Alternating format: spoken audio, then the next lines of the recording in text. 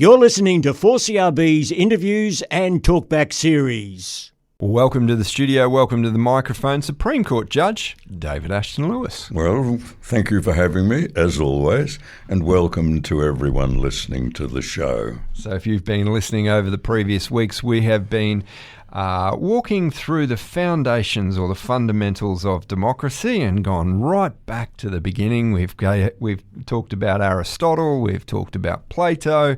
We're now on Socrates as of last week. We've got probably this week to go. David, would you say? I think probably this week will be enough because we have, don't we, as we've discussed, we have an interesting topic coming up in the not-too-distant future, which I think I thought no one would be interested in, Aristotle, Plato and Socrates. Well, how wrong I was. Look, it's funny, David, because again, and if you really think about it, one of the comments that we got a few years ago when we were doing some historical commentary, as well as we've got the passing parade twice a day, every day, weekdays, is where do you get history anymore?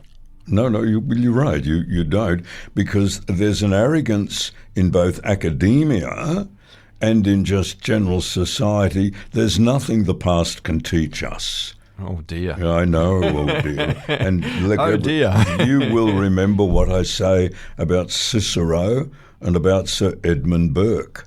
But I've found people who hold the view that I've just expressed have a very little, if no, knowledge of history, and believe that the society, the time in which they live is where it is all at. To use a late 60s term, this is where it's at.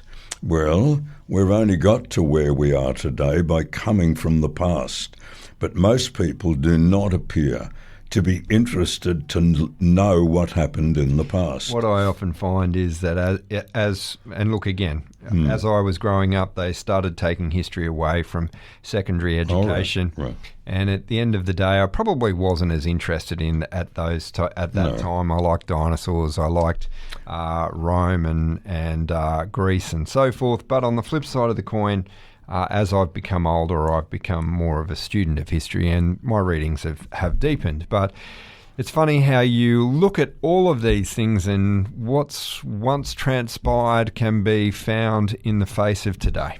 Well, yes, you're right with that.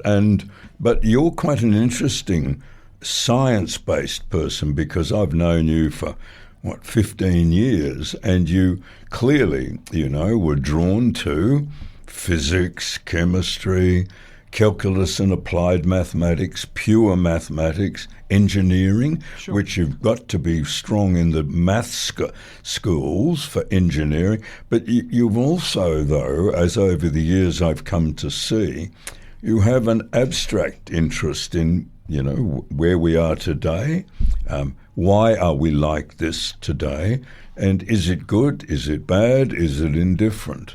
And that's interesting in a science-based person. Yeah, sometimes you're right that people are either wholly and solely science-based, or that they are not is probably the best way. And the blending of the two is probably a little unique, I suppose. Well, I've always seen society produces three types of people. Nice. You're either a science-based, you're either philosophy-based, or you're either religious-based, okay, which drive people into, and usually there's a bit of both. What you've always shown, as we've worked together for, 12 of those 15 years, that you have a rather Catholic, and I mean Catholic not in religious, but I mean it's a universal sense. You have always been as interested in philosophy, thus why it was you who suggested that we do these three men. But you're also interested in the actions of protons, neutrons and electrons spinning around a nucleus. Sure. I was shown that and taught that and said, oh yeah, boring. And it just wasn't. I'd look at a clock and I had people that said, I've got to pull that clock apart to see how it works. I had no interest in that. And to me, well, it's working. And I'm really happy that it's working because it tells me the time. Whereas you, I bet, as a younger man, would have said, I need to know how is the timing to keep that big hand moving a minute every minute. Look, I think the best way to describe it, David, is exactly what we're doing over the previous weeks, is examining the fundamentals of things. So just like pulling apart a clock and figuring out what is its foundation, how did we build upon that, and how did we get it to function and perform exactly the way it does. Yes. It's exactly the same when we look at our politics or our foundations of the way we view politics. And at the end of the day, it is exactly the same. We're looking at a mechanism as we go forward. Well, I think that's a good term, isn't it? It's all a mechanism. Whether it's a clock pulled apart and you look at all the wheels, you see them working, that's a mechanism that produces a time-telling implement. And if we go back to Aristotle and Plato, we have that's a mechanism. We have some foundations of viewpoints that they put forward. Yes. Then there was learning based on top of those viewpoints. Socrates or Socrates came along and built upon that, and slowly but surely we end up with what we see today. He was the first one, and he never wrote anything. Unlike Aristotle and Plato, they did leave things, but Socrates left it all in a verbal form. Sure. So look how good he was, that what he did, what he encouraged men and society to think about, was later picked up by Plato, who, gave us these works, the Republic, and the forms of it. And Socrates had spoken about forms, and everyone, I think, other than the Plato and those type, was sitting there saying, what? What is he talking about? So each of them bought something that wasn't really in existence as far as we know. There probably was in existence these type of questions being asked thousands of years before them. And particularly in Asia, in China, that Sun Tzu, I think he was around after them. The Ancient Art of War, and again, a very logical piece of documentation. It is. And so, and obviously Confucius. It can be a little cryptic. Fight the enemy where they're not. Well, and then we come up to Nostradamus, who claimed to have known all these things. Now, whether he did or whether he didn't is irrelevant. If you've read it, mate, it's very cryptic. You could almost read just about anything into it. Well, some things are pretty definite. To me, it's like looking at a star sign and then sitting there saying, today you will have this, that and the other. That'll apply to many people as you perceive it. Yeah, for sure. So, all right, shall we finish up? So Socrates really laid the groundwork for knowledge. What is knowledge? How do we identify knowledge and say, well, this is knowledge? Because someone today, it's your knowledge, it's not my knowledge. They didn't ask those questions then. Knowledge was a material, concrete fact, what was agreed on. And how do we acquire? It made sense. It did. And we are sadly lacking a lot of that in today's modern society, on the basis we have to be just and fair and equitable. Yes, we do. We always have had to be, but not when justice, fairness and equity lead you to nonsensical results. And then someone says, well, what's nonsense and what is not? And you'd say, look, when you woke this morning, was it daylight? Yeah. And when you went to bed, was it dark? Yeah. Does that need to be proven, or is that just materially observable and it's fact? Then what's happened, you see, we now have the extreme of our fairness and equity, I've mentioned this a couple of times. Well, that might be your truth, David, but it's not mine. And we can go back into times where we didn't know about things. So sprites and pixies, if you went through the forest, gave you the flu and the death of cold. Yes. It wasn't a bug or a fungi or any of these things that we know today are the real causes of these things. And we can even go and look, the Earth was the centre of the universe. Yes. And Galilei postulated that it wasn't, and he was locked up for a great deal of his life. He got condemned by the church. And this is the challenge And it's dealt with by these three philosophers in their way. Because you and I were talking recently about, I'm a Christian and I believe in the Christian faith, and it stems from the Old Testament.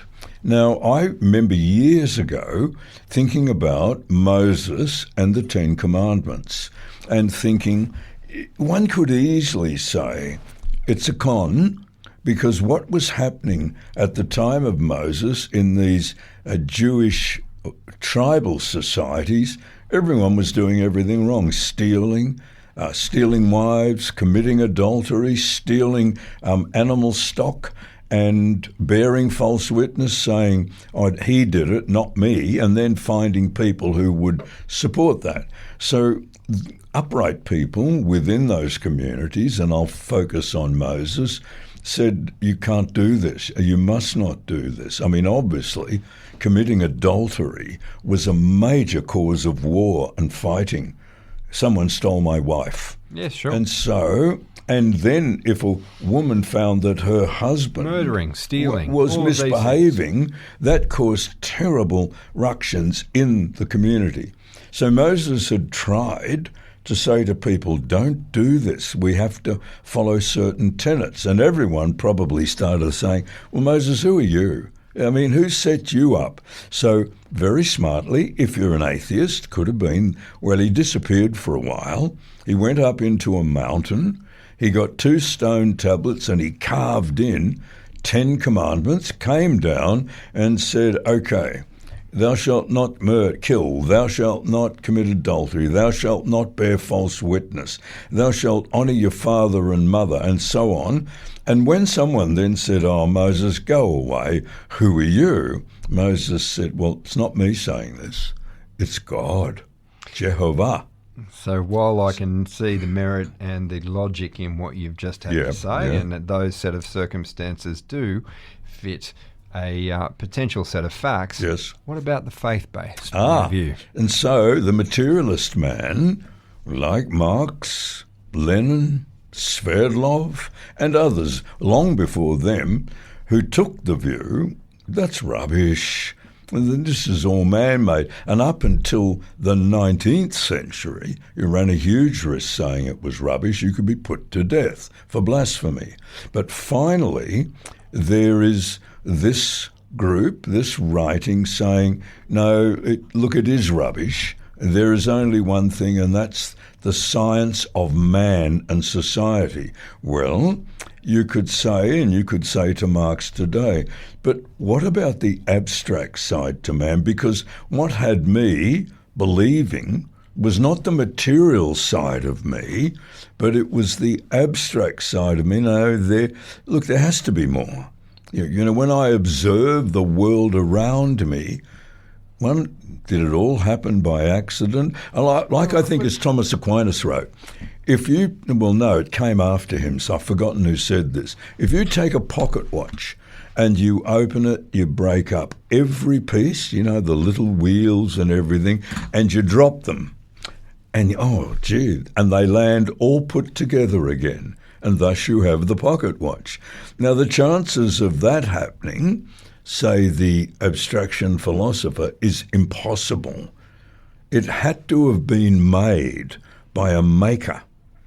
And then we get the hard one, though. Well, human beings were made by a maker. And remember, all of you out there listening, I find I can accept that because, lo, we see through a glass darkly now. And in that day, all things shall be made manifest unto all mankind. There's a great book, and I've forgotten the name of the author. It's called The Blind Watchmaker, and it examines both sides of the fence, creationism versus Darwinism. And while you may be... So I remember at the time I was very much a scientist. I'm very much a... Yes. Look, evolution is a very easy walk through how we've all evolved. But then when you examine some of the mechanisms here...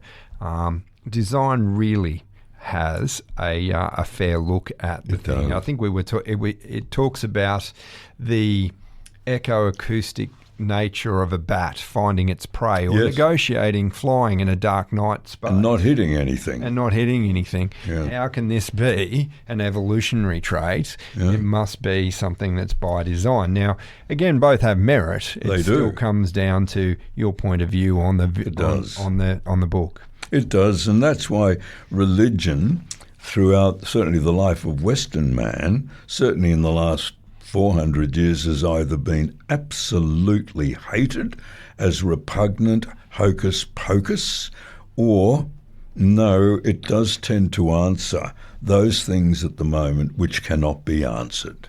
Look, I think one of the points here that it will be you pour humanity into the equation, and at times, in the name of religion, in the name of faith, terrible things have been done. And yes. that then tarnishes the goodness of it what does. it was designed to be in the first place. And you say tarnishes, and what is the tarnishing thing? Is the behaviour of humans following it. No, I believe that if you look at the church in the medieval times, just set rules. The Inquisition is a good Oh, the Inquisition's a example. classic The Ku example. Klux Klan would be another Yes, one from a yes. Christianity point of view. Well, Islam today, or sort of radical Islam today, and I can almost hear God saying, I never said that. I used to think as a younger man in Bible study that if a man walked into the back of the church with a bit of, just in a suit and listened, and then he went out at the end of it and said, I never said any of that. And someone said, so who the heck are you? And he said, I'm God in the flesh of a man. You knew him once before, 2,000 years ago, as Jesus or Yeshua, a Palestinian Jew, a carpenter. But I've come again because I wanted to hear.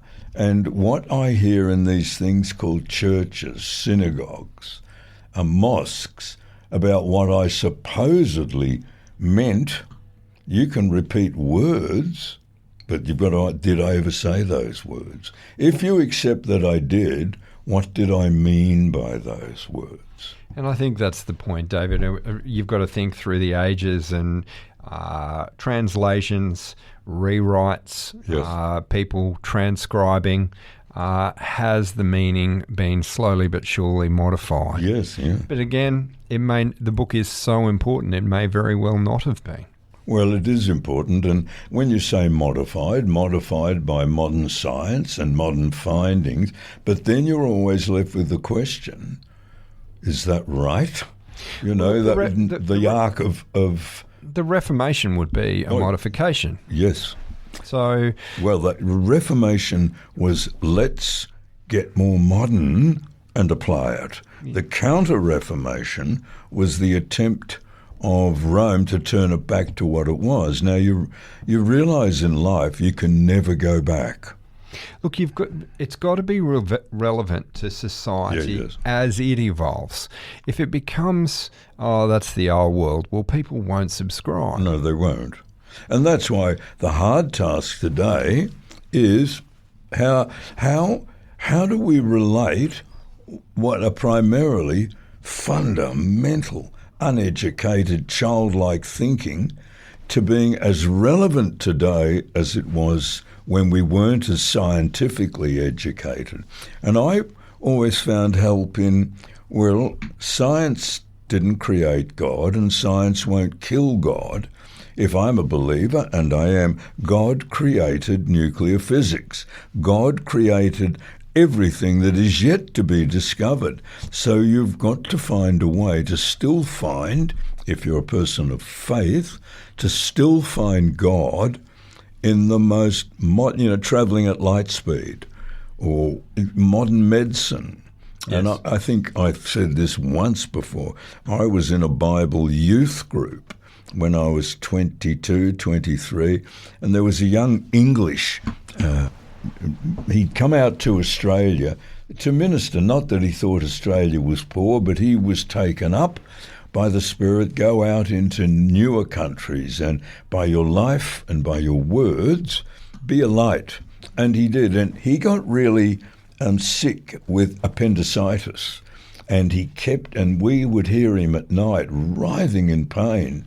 And he wouldn't go to a doctor because he said, no, I've prayed and God has said he will save me and he will heal me. Anyway, it got so bad we had to get the emergency ambulance to get him. Emergency operation, removed his appendix, and one of the surgeons said, had it not come out, at that time he would have been dead within 24 hours. And his name was Lawrence, and he was so depressed for days. But God said he would cure me. And I said to him, but he did. And he said, oh no, modern medicine cured me. And I said, where did modern medicine come from? That's right. It came from God. What you were waiting for was hocus pocus, bang, a miraculous cure. And I accept those things happen. But God had chosen for you, through the use of modern medicine, diagnostics and surgery, knowledge and understanding. Yes, you were cured. So, all right, let's bring this back, as we're running out of time, to those three great philosophers. Everything that you and I have been discussing here is rooted in everything. If you've liked these last 5 shows, and this will be the last one, that those 3 men challenged mankind with everything that we've been talking about now is an expression and example of epistemology, of looking at knowledge, what is knowledge, looking at the source of truth, everything.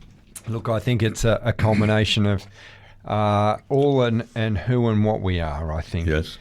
Some of the times I now watch the news and I see our politicians standing up there and I'm thinking to myself, your words actually, David, I think it was equity you were talking about at one stage. Those who seek equity must come with clean hands. And do equity. Yes. Well, I see someone, a politician, get up there and tell a half-truth. Yes. Would we call that a lie? Would we call that an omission? Would we call that skewing? Look, to me, if I look at both sides of politics, I remember a situation where someone was saying, we will not have a GST in a government that I lead, but lo and behold, we end up with one. But we have the hide to yell and scream at our current government, oh, liar, liar, fire the liar.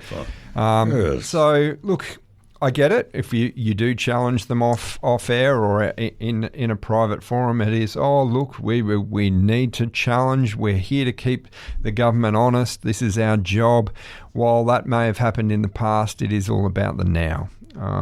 I still think that there is merit and honour in the way, and that we must carry ourselves, we must hold ourselves to a higher standard and ensure that the people, especially when we're talking democracy, believe in our leaders. When what is right can be clearly observed, we must stand firm and defend it against those who would say, well, that's your right, it's not mine, and to say, don't be ridiculous. This is manifestly right, and it doesn't matter whether you're the greatest political view on one side or the other side.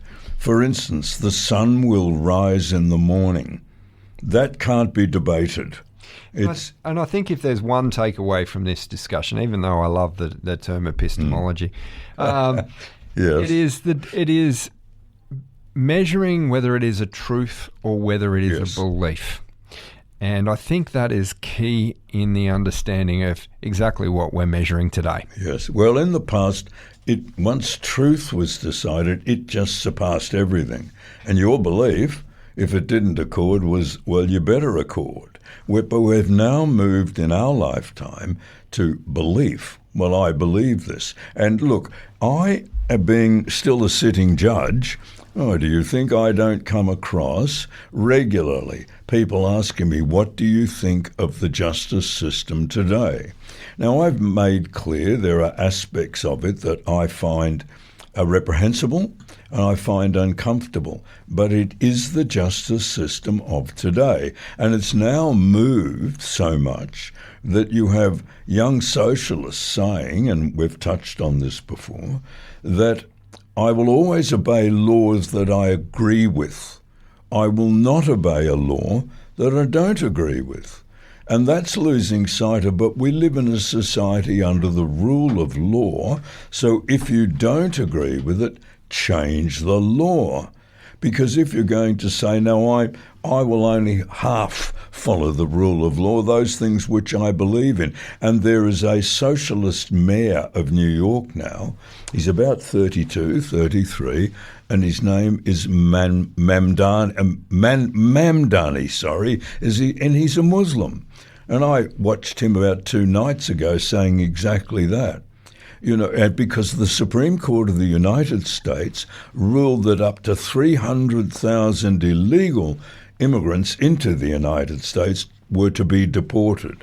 And I heard him wax lyrical about how this is the land of the free and openness, and it doesn't matter whether they break the law, they should be able to stay. And the commentary contrary to that is no, the starting point is they've broken the law. Well, David, Yes. we've got about a minute to go, so Yep. I thought I'd let you sum up. Summarising, we're just talking and have been talking about the evolution of thinking. You've been listening to 4CRB's interviews and talkback series. Support local online content and become a financial supporter today at 4CRB.com.